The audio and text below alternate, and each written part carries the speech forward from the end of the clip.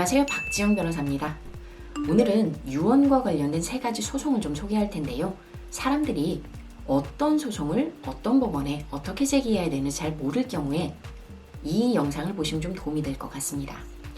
상속재산 회복 청구 소송, 그리고 유류분 청구 소송, 마지막으로 상속재산 분할협의 심판 청구가 있습니다. 심판 청구의 경우에는 가정법원에 하는 것이고 나머지 2개는 민사법원에 하는 것입니다. 따라서 심판 청구는 다른 것들과 병합해서 소송을 할 수가 없습니다. 먼저 상속재산 회복 청구의 경우에는 참칭 상속인이 등장을 합니다. 쉽게 말해서 나쁜 상속인이 등장을 하는 건데요. 원래 각 상속분마다 상속인들이 가져야 할 금액이나 지분이 있는데 이 나쁜 상속인이 다른 사람들을 속여서 본인이 몽땅 다 다른 사람 것까지 가져오는 것을 말합니다. 어떻게 이게 가능하느냐?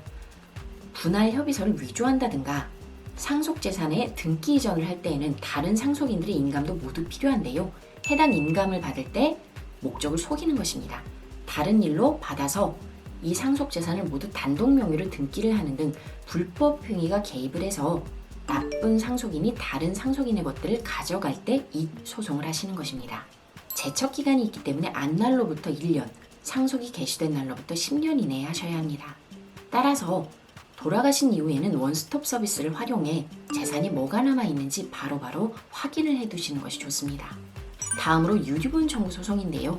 원래대로라면 상속인들이 법에 나와 있는 상속분만큼 서로 나눠 가져야 되는데 살아생전에 증여를 했거나 혹은 유언으로 어떤 한 명의 상속인에게 많은 금액을 주는 경우 본인이 받아야 할 금액은 물론이고 법에 정해진 유류분만큼도 가져가지 못하는 사람들이 생기게 됩니다.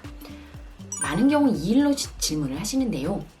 옛날 가부장제 혹은 남아 선호 사상 때문에 장남에게만 모든 재산을 남기고 나머지 누나들이 한 푼도 받지 못하는 경우에 상담을 많이 청해 오십니다. 이런 경우에는 유증이나 생전증여를 받은 해당 상속인을 대상으로 유류분을 계산해서 그만큼을 나에게 달라라고 청구를 하는 것입니다. 이건 한 명의 다른 상속인이 이 재산을 가져감에 있어서 불법 행위가 개입된 바가 없습니다.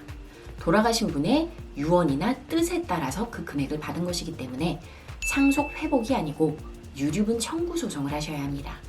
마지막으로 상속재산 분할협의 심판 청구는 이러한 앞의 내용들이 전혀 없이, 즉 유언 혹은 생전증여나 혹은 이런 참칭 상속인이 없는 상황에서 상속재산을 어떻게 나눌지 협의를 하는데 협의가 잘 되지 않는 경우에 청구를 하게 됩니다.